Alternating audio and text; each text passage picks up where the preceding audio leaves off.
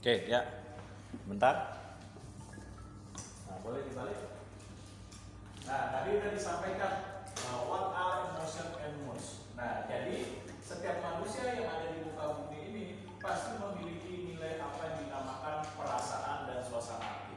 Nah, perasaan dan suasana hati ini merupakan suatu bentuk ungkapan, pernyataan, sikap, tindakan, ataupun rasa menyukai ataupun penolakan terhadap apa yang dirasakan.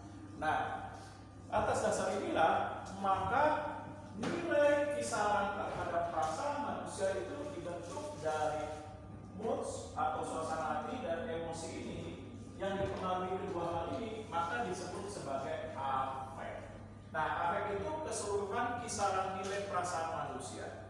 Nah, karena ini dinamakan kisaran perasaan manusia, maka kisaran perasaan manusia itu ada dua. Ada yang bersifat positif, ada yang bersifat negatif. Nah, yang bersifat positif itu apa?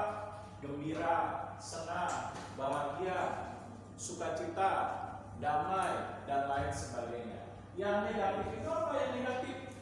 Perasaan tertolak, depresi, sedih, sakit hati, dendam, kecewa. Nah, lalu penolakan. Nah, ini yang negatif. Nah, nilai yang dimiliki oleh manusia terhadap ungkapan perasaannya, maka yang tadi terbentuk dari emotion maupun moods, ini ternyata walaupun keduanya ini memiliki nilai perasaan manusia sebagai nilai hatinya, namun memiliki perbedaan. Perbedaannya apa? Pertama tadi dinamakan moods itu terkadang penyebabnya tidak jelas, sering muncul. Nah, oleh sebab itu orang yang seperti ini dinamakan moody. Tahu moody? Belum orangnya moody, nggak jelas, kadang senyum, kadang tiba-tiba marah. Nah, ini disebut sebagai orang yang kemudian. Kemudian itu gampang berubah terhadap nilai suasana hatinya. Nah, yang terkadang kita tidak tahu apa penyebab secara pastinya atau spesifiknya. Nah, lalu ada emosi. Emosinya apa? Ini dia perasaan intens yang ditunjukkan kepada seseorang. Seperti apa yang ditunjukkan kepada seseorang? Misalnya kalian nih dalam kehidupan sehari-hari sudah nyetir menggunakan motor atau mobil dengan baik, mengikuti ketentuan, aturan-aturan berlalu lintas, tiba-tiba ada yang lawan arah. Udah lawan arah, galak lagi. Nah, pasti akan timbul emotion. Seperti misalnya kita negur dengan cara yang baik, Mas, jangan lawan arah Mas, membahayakan. Boleh, mau dulu biasa. Nah, ada yang lawan arah tanpa galak. Mohon maaf sampai keluar kata yang tidak pantas, misalnya monyet. Nah, kepancing akhirnya marah. Monyet itu baru berantem ayo. Nah, ini dia emotion. Nah, penyebabnya bisa diketahui. Nah, misalnya ketika datang kampus, kenapa? Oh, muka lu buram aja. Nah, iya kesel di jalannya tadi. Masa udah berkendara benar, tiba-tiba ada yang lawan arah. Nah, dikasih tahu jahat lagi. Nah, ini dia penyebabnya jelas. Oke, lanjut. Baik, di sini selanjutnya ada struktur dari suasana hati manusia. Tadi sudah sempat dijelaskan oleh Pak Jeffrey. Jadi di sini ada yang afeksi dari perjalanan. Pertama itu ada afeksi positif dan tinggi, itu bisa menyebabkan ada waspada, bersemangat, bergembira, terus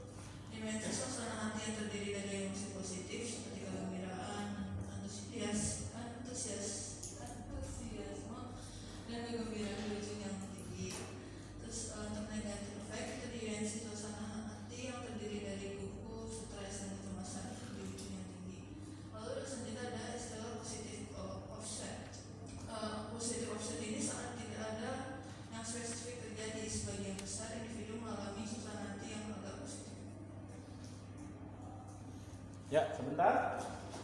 Nah, tadi sudah digambarkan dengan bentuk lingkaran bahwa nilai perasaan manusia, perpaduan dari emosi dan suasana hati, menghasilkan bentuk reaksi positif dan reaksi negatif.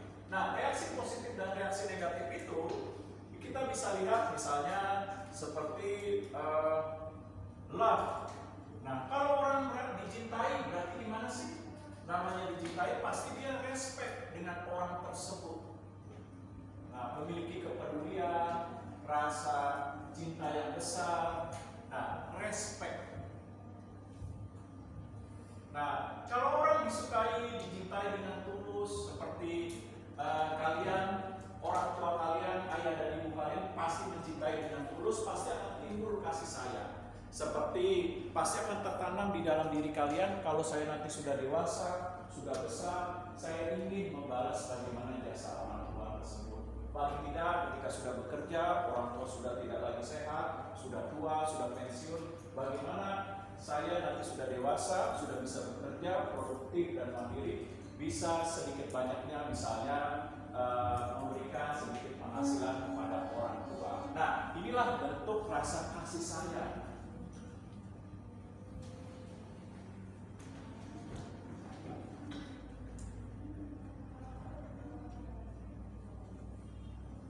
Nah, contoh seperti pengabdian. Nah, apa ini pengabdian? Kalau orang dicintai dengan tulus, akan timbul pengabdian. Seperti apa sih pengabdian itu? Pengabdian rasa menerima seseorang dengan baik yang ditandai dengan komitmen. Contoh, nah seperti orang tua kalian, ayah dan ibu kalian, ketika disatukan dengan ikatan cinta. Nah, dengan secara ikatan secara resmi, yaitu menyatakan diri di KUA kantor urusan agama, saya terima nikahnya Jafar bin dengan siapa. Nah, ini ditandai dengan pengabdian. Pengabdiannya apa? Seperti sudah menikah, punya anak, pasti ditandai dengan komitmen. Seperti ayah kalian bekerja dengan rajin, tekun, giat untuk membiayai anak-anaknya agar masa depannya menjadi lebih baik. Lalu pengabdian ditunjukkan oleh ibu kalian, bagaimana kalian sebagai anak dididik dengan baik, diasuh dengan baik. Nah, supaya nilai norma, etika tertanam dengan baik. Nah, inilah bentuk pengabdian. Walaupun terkadang anak bandel disuruh belajar susah, tetap saja orang tua tidak bosan-bosan untuk memberikan nasihat. Nah, inilah bentuk pengabdian.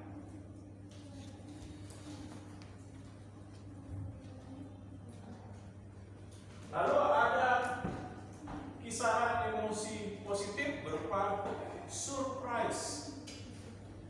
Nah, kalau orang menerima surprise bagaimana? Dari teman dekat, sahabat, kolega.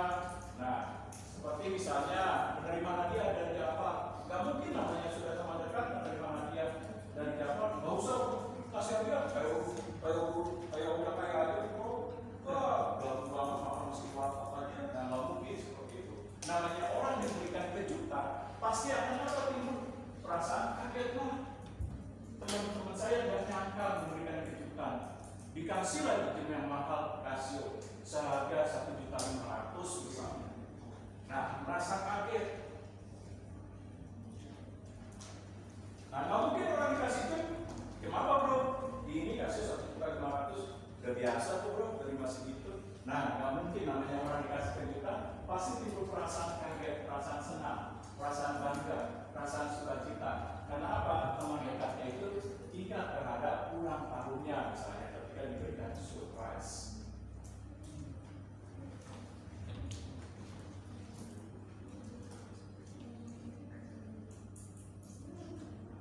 Nah, lalu apalagi ketika diberikan surprise? Misalnya ketika kalian suatu saat sudah lulus mengikuti acara wisuda. Nah, ada teman, sahabat, kolega, atau mungkin dari saudara memberikan suatu surprise berupa karangan bunga yang besar. Nah, apa yang terjadi? Wah, karangan bunga doang biasa. Gua pulang ke sana. Nggak mungkin. Nah, kalau orang menerima surprise misalnya dari suatu kejutan, misalnya pada saat kalian di wisuda, nah, apa yang terjadi? Pasti merasa takut. Wah, nggak nyangka ada yang ingat, ada yang merayakin. timbul perasaan takjub.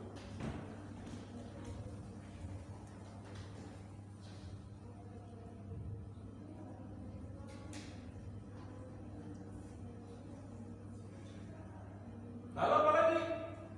Nah, merasa heran, terkejut. Nah, ketika diberikan suatu bentuk surprise seperti hadiah, perhatian. Nah, ini dia.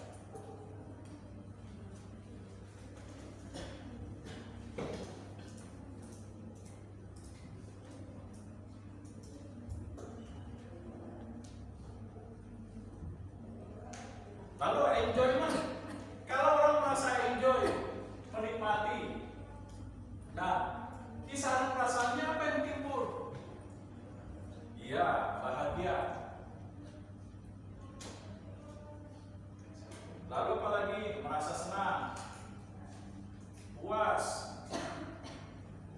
Nah, lega, sukacita, dan lain sebagainya. Lalu ketika orang timbul emosi negatifnya seperti malu. Nah, ketika malu apa? Misalnya orang ketika menjawab salah diledekin sama temennya. Oh udah lu diem aja gak usah jawab. Otakku kosong, jawab dulu salah lagi. Nah, seperti itu apa yang terjadi? Kalau orang misalnya sama teman dekatnya dipermalukan, udah diem aja lah. Jawab mulu, salah mulu lagi. Oh, kalau kosong aja sosokan. Lu tahu siapa aku segini kan? Seketek. Nah, ketika dipermalukan misalnya sama temannya atau teman dekatnya, apa yang terjadi? Perasaan negatif terhadap shame tersebut. Lalu apalagi bisa timbul kecewa. Oh, teman gua tega nih. Masa di depan dosen bilang tak kosong. Walaupun nggak bisa jawab, support suruh belajar. Sudah bagus belajar yang kayak gitu, ini malah dibilang otaknya kosong. Nah, pasti nanti timbul kecewa. Nah, lalu apa lagi? Nah, timbul menyesal. Udah, kalau begitu gue diem aja lah. Gak usah lagi jawab. Tega tuh teman saya mempermalukan saya, dibilang otak saya kosong lagi. Nah, ini dia. Timbul perasaan menyesal.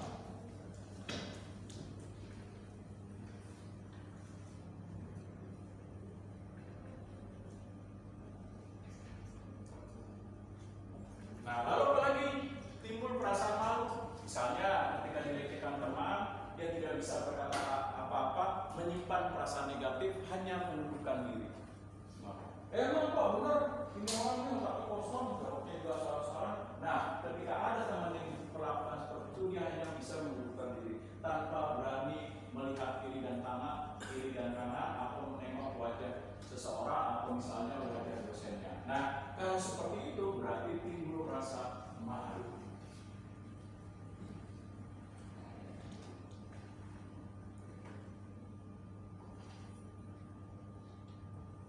Nah, kalau orang malu pasti akan timbul rasa bersalah. Rumah tega, kenapa sih menghina saya? Pas dibilang jawaban saya otak kosong lah, gak ada yang benar lah. Nah, ini timbul rasa bersalah di dalam dirinya.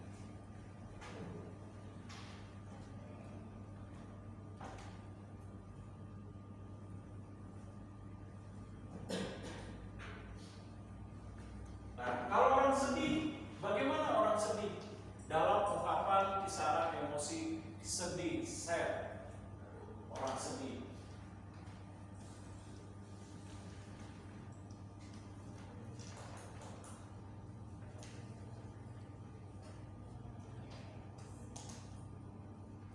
Orang sedih itu pasti merasa kesepian.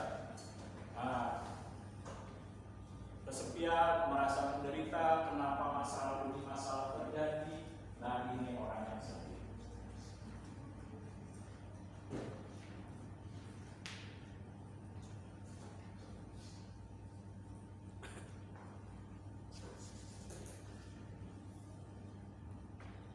Nah, orang sedih itu mengasihi diri sendiri. Nah, ketika tertimpa suatu masalah, timbul mengasihi diri sendiri. Kenapa ya? Kok bisa? Apakah salahku dan apakah dosaku? Nah, sehingga berbagai permasalahan demi permasalahan itu terjadi. Sadness, sedih, timbul mengasihi diri sendiri, beban berat. Nah, itu dia.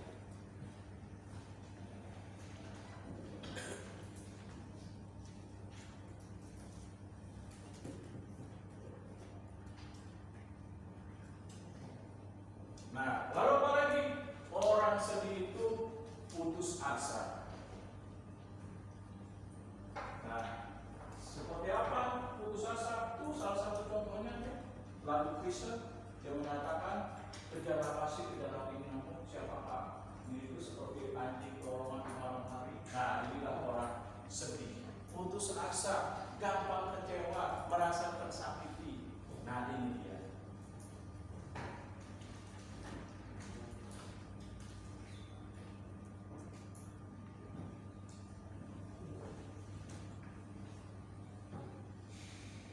Nah, selanjutnya, kalau emosi negatifnya berupa anger, kisaran perasaan emosi negatifnya yang terbentuk dari moods atau emotion berupa anger. Nah, apa ini anger? Anger, ya perasaan marah, betul. Marah yang bisa diungkapkan secara verbal dengan kata-kata atau dengan tindakan. Seperti orang marah apa sih biasanya? Pukul meja.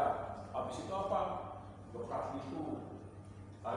Lalu apalagi kalau orang marah mengeluarkan perkataan yang kasar seperti apa nih? Biru. Nah, ini dia orang marah.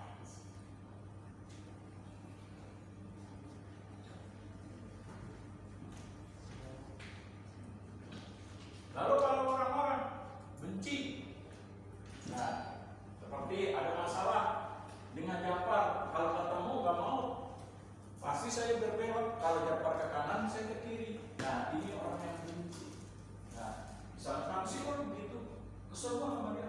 Misalnya sampai keselnya itu di mulut pun, sampai mama keluar perkataan yang tidak menyenangkan. Daripada ketemu Jafar, mendingan gua ngatain dah. Nah, ini dia. Orang yang sudah benci, kelewat benci misalnya. Nah, lalu apa lagi? Nah, sensitif. Orang yang marah. Misalnya apa nih orang yang marah? Nah, dikhianati. Udah, jangan sebut-sebut nama dia, gua udah kesel dah. Lu kalau sebut-sebut nama dia harus saya tampol. Nah, ini dia, sensitif.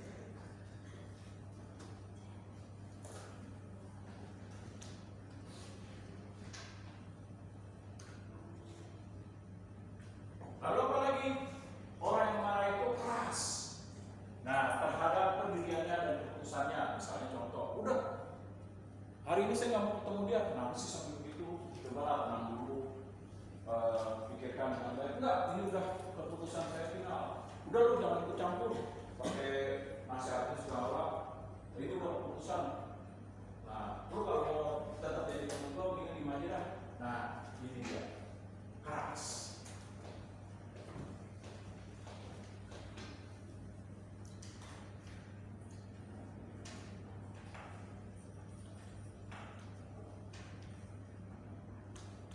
Nah, kalau discuss, ada yang tahu emosi negatif yang terbentuk dari kisaran emosi dan moods berupa discuss. Ada yang tahu discuss? Ya? Iya. Kalau orang merasa udah disakiti, nah jijik. Ketemu dia, kayak tadi, gak usah ketemu dah. Amin-amin jebak bayi. Nah,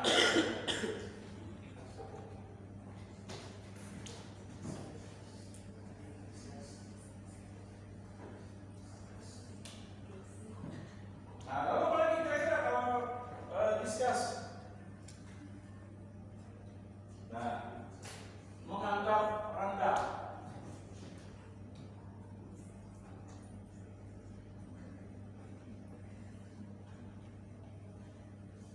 Nah, menganggap rendah terhadap orang lain, menilai sebelah mata, mengecilkan. Nah, ini dia.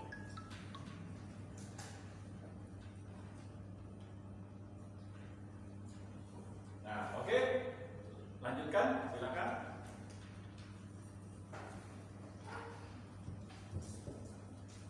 Selanjutnya ada moral and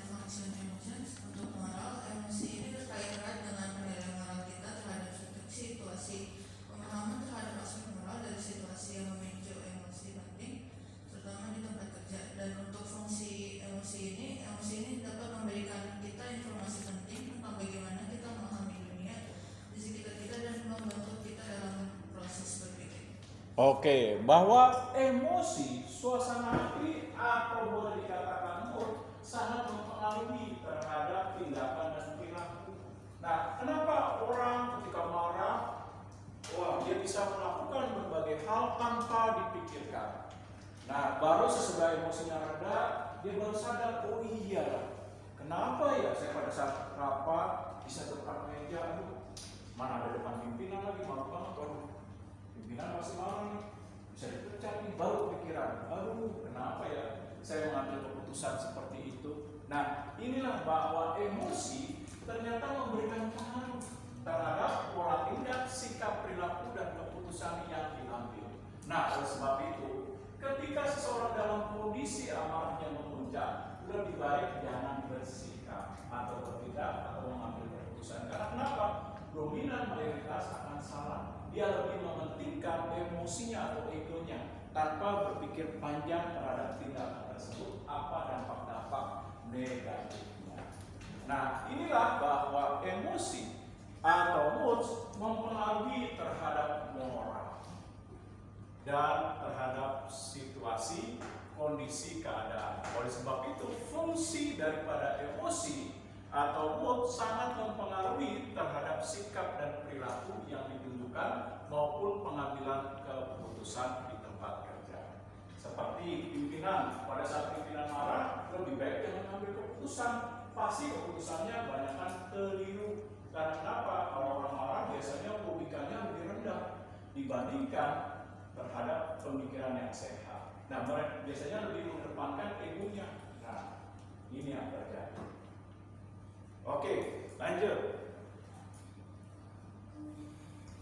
Kita ada sumber dari emosi dan moods. Yang pertama itu ada personality atau kepribadian. Perbedaan individual dalam kekuatan pengalaman. Yang kedua itu ada day of the week and time of the day atau hari dan waktu dalam hari itu. Jadi suasana hati negatif itu umumnya tertinggi pada hari Minggu dan Senin. Contohnya itu suasana hati positif tertinggi pada akhir pekan, itu orang-orang yang lebih aktif pada pagi atau malam. Yang ketiga itu ada cuaca. Orang cenderung berpikir cuaca cerah dapat meningkatkan suasana hati mereka, dan sebaliknya kalau misalnya cuacanya buruk itu bisa. Terus ada stres. Tingkat stres yang dapat meningkat dapat memperburuk suasana hati kita dan kita mengalami lebih banyak emosi negatif. Nah, sebentar. Bahwa bicara nilai perasaan yang terbentuk dari emosi dan suasana hati dipengaruhi oleh berbagai hal. Seperti tadi sudah disebutkan, cuaca. Coba saja kalian lagi berkendara, naik motor atau berkendara menggunakan mobil, cuacanya sangat panas sekali. Udah panas, lampu merah. Nah, tiba-tiba kita lampu hijau, ada orang kan, ada namanya berkendara, ada lampu meronong aja kesempatan tuh. Nah, pada saat meronong kita sudah jalan lampu hijau, nah pasti kita bawanya emosi, kita orang baru tahu diri, sekolah di mana sih? Jangan-jangan nggak pernah sekolah lagi. Oh, kuliahnya jalan-jalan cuma absen doang. Nah, seperti ini. Nah, biasanya kita akan kesal, kita akan buka pintu atau buka helm. Kalau yang robotnya laki-laki, tahu diri dong. Dasar kayak orang idiot, udah tahu lampu hijau saya jalan nerobos lagi. Biasa berkendara di hutan ya. Nah, seperti itu. Nah, ini kecenderungannya berdasarkan cuaca. Ketika cuaca panas, sedikit banyaknya pasti akan mempengaruhi keadaan emosi. Nah, tapi sebaliknya, kalau cuacanya misalnya hujan, dingin, sejuk, nah apa yang terjadi? Nah, misalnya cuaca kondisinya dingin, sejuk.